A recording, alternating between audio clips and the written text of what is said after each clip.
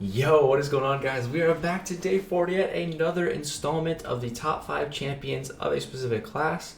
Today we're going to be talking about the science class, and I feel like the science class has like the least disparity in like the number 1, like the number 2 to the number 5. I feel like the order could be changed. Like it really would be as it depend person to person, like who would put these champions wherever. I feel like these are like the top 5 most agreed upon top 5 science champs in the game, because they're just all 5 are like really good, you know, like everyone knows these 5 champions are all really good, and it really just comes down to the person and what order you would put them in, except for like the number 1 spot. So yeah, this is gonna be my opinion. So yeah, if you disagree, that's cool. Like this one's gonna be like a controversy for like which order exactly these champs would go into, so totally understand for this list specifically. But before we get to the actual top 5 portion, we're going to give a little bit of a honorable mention to 2 champions who don't make it in the top 5 but are extremely good. And the first one is SheHulk. Now, I personally hate SheHulk for a couple of reasons. She used to suck before she got buffed. She absolutely sucked. And she was actually my first ever 4-star champion. So let me tell you a little bit of a story. So when I first started playing this game, I got one of my best friends, Jeff, to start playing it too. Like the night I started playing the game, he texted me. He's like, "Yo, what are you doing?" And I told him, "I'll try this new game." He's like, "Okay, I'll try it too." So we both started playing like pretty much the exact same time. And this man had like 4 stars before I had a single one. So we would both get to 100 units by PHC, get to 100 units by PHC before we had parry and dexterity. We were noobs, but we'd buy those PHCs. And this man would get so many 4 stars, and it pissed me off so much. And then I finally got one, and it was SheHulk. And she just sucked, man. My only 4-star, and she sucked. So I'll always just have like a special place in my heart of hatred for her.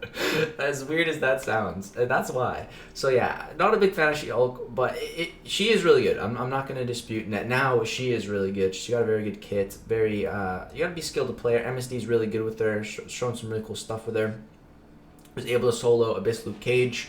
And like I think under 500 hits, which is pretty cool.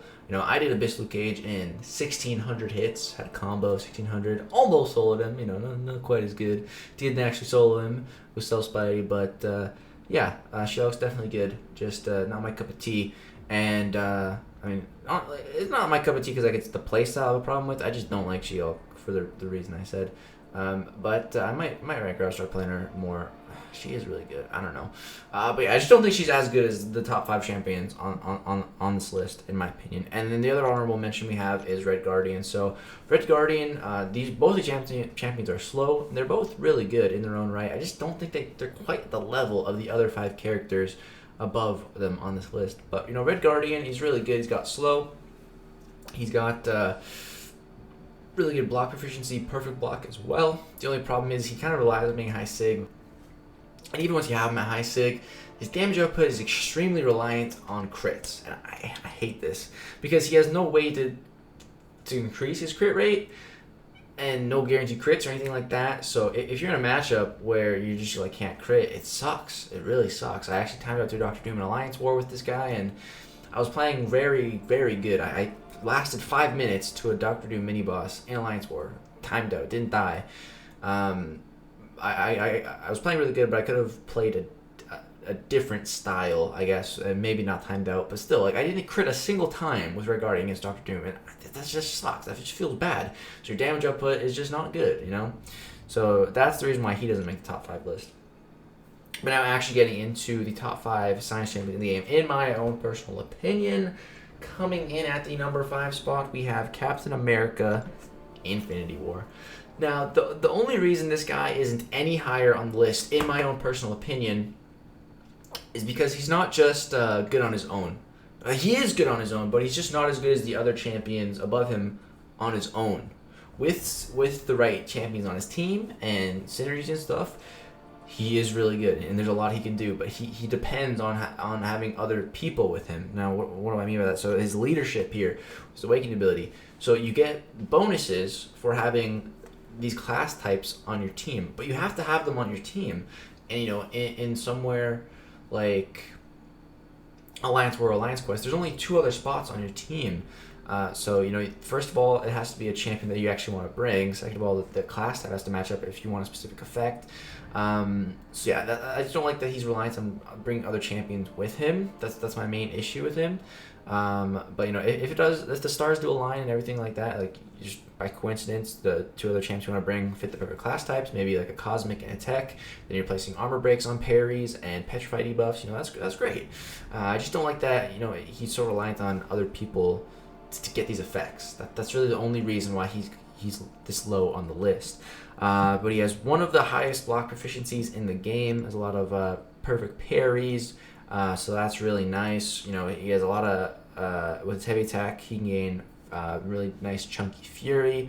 You gain a nice attack rating as long as you have one kinetic potential, which you can easily always have active. You can nullify unstoppable buffs. If this ability right here was just, if they just got rid of the word buffs from this, I would put Captain America at least on number 4, maybe number 3, maybe number 2 even. I just wish this was all unstoppable effects. That would make Captain America so much better, but because it's only unstoppable buffs, that sucks. Because some of the worst unstoppables in the game are passives. Like the aspect of war node, passive unstoppable, heavy hitter node, passive unstoppable. It's a nice piece of utility, but it's just not that relevant in a lot of stuff because it's so restrictive to buffs. And the fact that it's also a nullify, if it wasn't a nullify and it was just like, I don't know, they use a different term for it and it wasn't classed as nullify, as something else, then I would also rank him higher, because it being a nullify effect actually makes it so that it doesn't, you can't use it on Thing. Like Captain America just isn't a good, I mean, he's okay for Thing, but he's not like some crazy Thing counter, because he doesn't nullify the unstoppable, because Thing can't be nullified. When you think nullify, you think Mystic Champs, but this nullify is the same as those kind of nullifies, so I'm not a fan of that. Yeah, you get nice fury from the heavy attacks, and then you can hit some really chunky special twos. I love, but again, it's you kind of have to crit to get lucky with the special two, but even if it doesn't crit, it still hits decently hard, so because you get so many furies and stuff. But yeah, really big fan of Captain America, really big fan of him, and I think he definitely one of the best top 5 side champs in the game. Comes in at number 5 for me. Coming in at the number 4 spot, we have my boy Human Torch. Now, I wanted to put Human Torch higher on this list. I really did, but I'm trying to be fair and keep like the same, I don't know, ethics. I don't know if that's the right word. Like the same like principles and reasonings when I make these lists, because the reason I didn't put Symbiote Supreme in the top 5 was because he's extremely matchup restrictive. Now, Human Torch that's the reason he's only 4th on this list, because he's a bit more matchup restrictive, but definitely a lot less than Symbiote Supreme, because Human Torch just straight up counters an entire class. The entire Mystic class, Human Torch is amazing against, right? Like, that is awesome. But, he is good outside of Mystic matchups. With his pre-fight ability alone, Human Torch, like, if Human Torch always was in his pre-fight mode, oh my god, he'd be at number 2 on this list, 100%.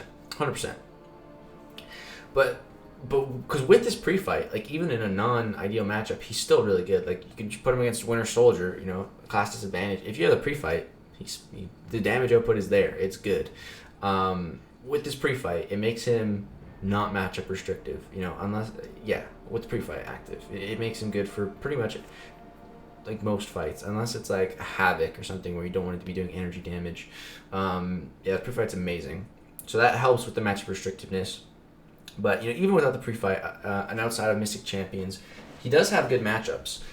For example, in the Abyss, Human Torch is like the best counter to Darkhawk, which is a tech champion, not a Mystic, because he can reverse the healing on Darkhawk, and also because he can gain Smolder from the Special 1 on Darkhawk. Another fight in the Abyss, Iron Man Infinity War, again, a tech champion. Human Torch is one of the best counters to him, because he's able to gain Smolders off the basic attacks.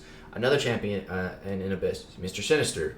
Again, not a Mystic champion. Human Torch, the best counter to Mr. Sinister in the Abyss. One of the best. And you don't even want the pre-fight in that matchup. There's certain matchups where you don't even want the pre-fight, like against Darkhawk and Mr. Sinister in the Abyss, and he's such a good option for them. So, So a lot of people say, like, outside of Mystic Fights, Human Torch sucks. That's definitely not true. Definitely a misconception. And I mean, I've been on the Human Torch bandwagon literally since day one. If there was a Human Torch fan club, I should have started one. I basically did on my channel. I made so many Human Torch videos this time last year when I was actually at the lake. I'm probably at the lake right now when you're watching this. I literally made like 5 Human Torch videos before I left and had scheduled them to upload because I was in love with Human Torch, man. I absolutely love the guy. I think he is so good, and he's definitely a lot more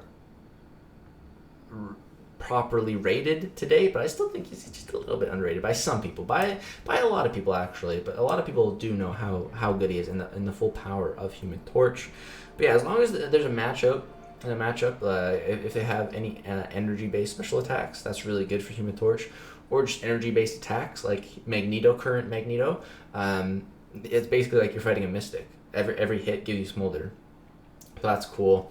So yeah, Human Torch comes in at the number 4 spot. Again, I want to put him higher. I really do.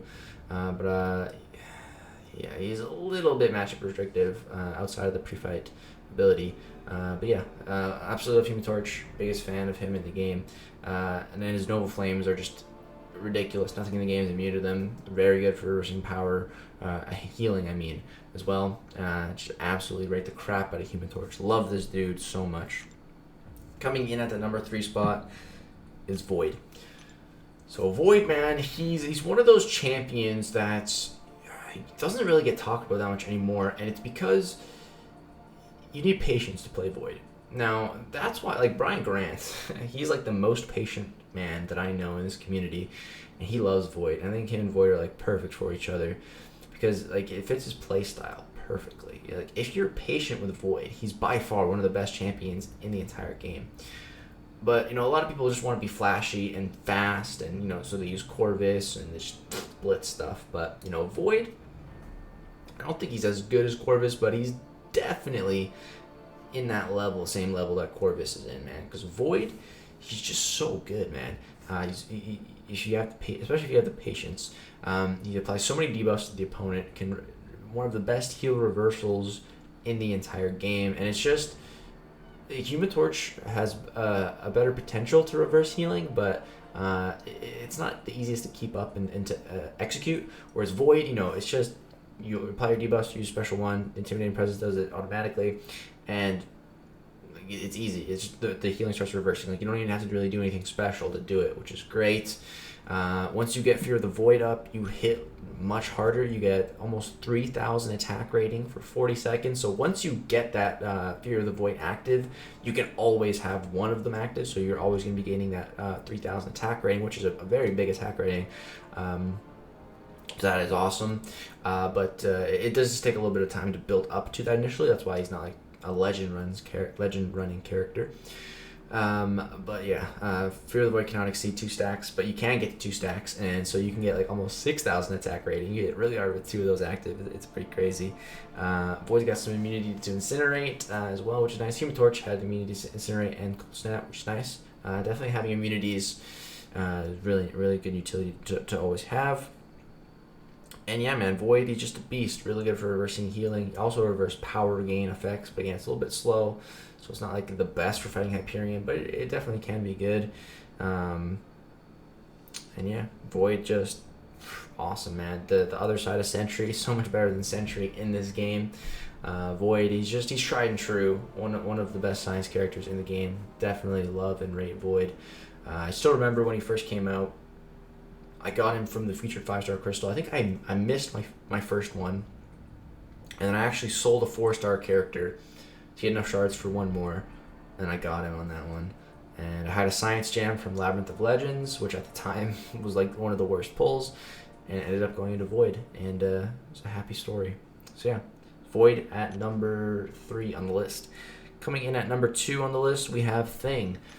So I've seen some people. I feel like Thing hasn't really been getting talked about much lately, and I've seen a lot of people, some people, saying that like Thing isn't even that good. Like, why do you think Thing is so good? Like he takes a little while to build up and fights, and he's just underwhelming, and people just don't understand the full extent of Thing's utility. Yes, his damage takes a little bit of time to build up. It's kind of like Void, where you want to be a little bit more patient. But man, Thing is just a utility machine, an absolute unit of utility. So much utility this guy has, and on top of his utility, he has extremely niche individual utility that no one else in the game has with his awaken ability here, and so this lets him do stuff that no other champion in the game can do, which is his protection on Thing. A lot of people ask me, like, does Thing need to be awakened? And I'm like, no, but like he gains a lot of utility from his awaken ability, kind of like similar to Captain Marvel. So with his awaken ability, Thing's protection for the next 5 seconds reduce all damage by 80% plus 1% for each rock stack. So you get this up to 100%. So you can negate all damage for 5 seconds, and you can choose when you want to trigger this protection. So you can activate this, push your opponent to a special 3 with your heavy attack to activate protection. Boom, you eat an L3. You can activate this right before you use a special attack to bypass recoil, which is pretty cool. And then how this ability also works is unblockable spirits will also, or unbreakable spirits, sorry, will also trigger when Thing is stunned, and it will also trigger. So this ability, once it finishes, it goes into cooldown, cannot be reactivated for 20 seconds, but there's a way to get around this. So it will also trigger when the opponent would deal 300% or more of their attack rating with a basic attack, or 300% or more of their attack rating with a special attack hit. This trigger ignores the ability cooldown. So this was extremely useful against the 6.2 champion boss when he had all of those furies, or if you get to a fight where the opponent just gets an absurd amount of attack, once they get to 300% of their attack rating and they're dealing that much damage in a basic attack, every single hit will give Thing protection. So for example, counter tactics, based on your combo meter, the opponent gains attack rating. You can get this to a point, once you get to a certain combo threshold against any champion, every single hit, blocked hits too, will give you this protection. It's just such an insane ability that Thing has. There's so much utility in this. It's just a really, really cool ability. But he has so much more utility in this. Like, look at this guy's immunities. Immune to bleed, shock, armor break, armor shatter, nullify, stagger, and fate steal. Like, so many. I think he was the first character in the game to be immune to nullify, which is crazy. Being immune to nullify, dude, is so sick because it makes him immune to a bunch of nodes, like pilfer regen. There's a chance that the node's going to nullify one of your buffs, and the attacker's going to gain power. Thing's immune to it. He can't be nullified. Nodes like buffet, the next buff you trigger is nullified, and the opponent gains regen. Thing can't be nullified, so he's straight up immune to it. Like, it's crazy, man. It's crazy. Now, on top of all this, Thing has a pretty beefy health pool at 32,000. So, and pair this with his defensive abilities, and it just makes him an absolute tank. So, Thing gets rock stacks when he parries. And just taking blocked hit gives you 1, and then when you parry, you get 4 more, so 5 on parries. And so with these rock stacks, every time you have 15 of them, when attacked, when Thing is hit, and he has 15 or more rock stacks, he becomes unstoppable for 5 seconds. So like, if you accidentally slip up and you're in a fight, like, you should be able to keep up 15 rock stacks at all times, and you just slip up, you get hit, boom, you're gonna get this unstoppable effect. And then you're going to be able to get out of that combo. So there's just a very, very big safety net. Thing is very forgiving to play, which is just so awesome. And especially if you pair that up with his protection, it makes him even more forgiving to play. Also, for each rock stack, you're going to gain physical and energy resistance, which is nice. And then throughout the fight, with these rock stacks, you can convert them into passive fury effects. The easiest way to do this is through special attacks. The special attack 3, you can turn 15 or 20 of them right into passive furies, and these caps at 60 passive furies. So you increase your attack rating by quite a bit, and you can also become unblockable and unstoppable after the special 3. Now what you can also do is, so you can get this unblockable and unstoppable effect, also get your protection active. You can just go ham on the opponent, and it's awesome. Thing, just so much utility, man. So much abilities going on. But again, he does require a bit more of a patient play style to play. He has some really good synergies with one really amazing one with Human Torch here, and it's when thing is at 20 rock stacks, any additional stacks he would gain are immediately converted into passive Fury effects. Human Torch also gets a good synergy with Thing, which gives him 2 smolders at the start of every fight. So these two together on a team is really nice. And he also has a really crazy synergy with the champion here. So it basically gives him like a Heimdall-esque synergy for Thing. So he gains a passive indestructible effect. And then every time he gets hit while he has that indestructible active, he's going to gain different Fury passives that increase his attack by 100%. Granting him a Fury of 100%, which is crazy. It increases your attack by a lot. And you can stack up like sometimes like 8 or 9 of these if they hit you a lot while you're indestructible here. You can see some pretty crazy gameplay with Thing like that, and that is one way to play him if you want, just balls to the walls thing like that. But he comes in at number 2 on this list for just his laundry list of immunities, utilities, and just uses in this game, and it's just the safety net of playing him. And coming in at number 1, we have Quake.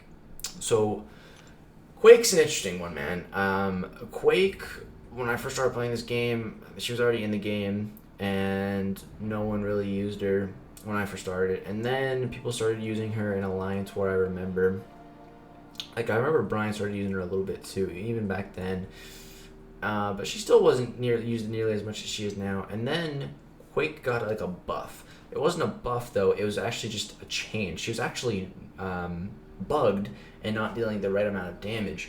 And then after this got changed, her damage output was just ridiculous. And then people started learning to play Quake because like she got changed now. Her damage output was actually so good. A lot of people started learning Quake to just a whole new level, learning how to fight her. Because I remember like like years ago, people thought of Quake as not really being able to be used against stun immunity.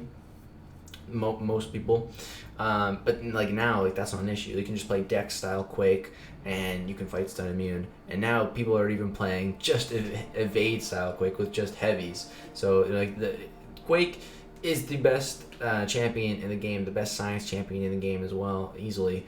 If the play style is there, it definitely requires a lot of skill and practice and hard work to really learn Quake to that level. But if that mastery is there, then Quake is the best. She is. So the reason why Quake is so good, I guess I should probably explain that, is just she can bypass so many nodes. So, you can charge your heavy attack, and you're going to auto-evade, and then you can Dex. So you pretty much just don't ever have to hit the opponent. That gets around a laundry list of nodes like Biohazard, Thorns, Spiked Armor, Freezer Burn. All these nodes you get around just by not hitting the opponent. A whole bunch of champions, you bypass their abilities because you don't even have to hit them. Like Korg, his Thorns, doesn't matter. You don't have to hit the opponent. And then not only that, but you also apply a concussion when charging heavy attack, and it reduces the opponent's ability accuracy by 100%. So this concussion bypasses a ton of other nodes and just champions' abilities in the game. So you're able to just bypass so much stuff, and then the aftershocks and everything just deal a bunch of damage to the opponent. And like her ability list really is not that long. She doesn't have that many abilities, but just these very few abilities make her just beyond ridiculous, man. It's really crazy. And she's not immune to anything, but with the Nick Fury synergy, you can purify the suicides, which make her hit even harder. Get some regen going as well. So yeah, Quake, she's just absolutely ridiculous. By far the most overpowered character in the game, even more so than Ghost, if that level of play is there. And yeah, Quake is just absolutely ridiculous. Not sure what else to say. She just bypasses so much stuff in the game. It's like a whole different game when you're playing Quake. Just most stuff don't apply. Attacking the opponent, using special attacks, just most fight mechanics just don't even apply when you're using Quake. It's very ridiculous. I've been learning Quake myself, getting better. I'm not trying to be like the best Quake or anything, but just trying to have a good grasp on how to play her with just Dex style. I'm getting better at it. Could definitely practice more, but yeah, Quake, best science champion in the game. So yeah, that's gonna do it for this list. Hope you guys did enjoy. Let me know what you guys think of the list. If you disagree, if you place some champions in different places, let me know. Very interested to hear your guys' thoughts and feedback. But that is going to do it for this the list, top 5 science champions in the game. Thank you so much for watching. If you'd like to see more of these type of videos, drop a like, subscribe if you'd like to see more. Peace.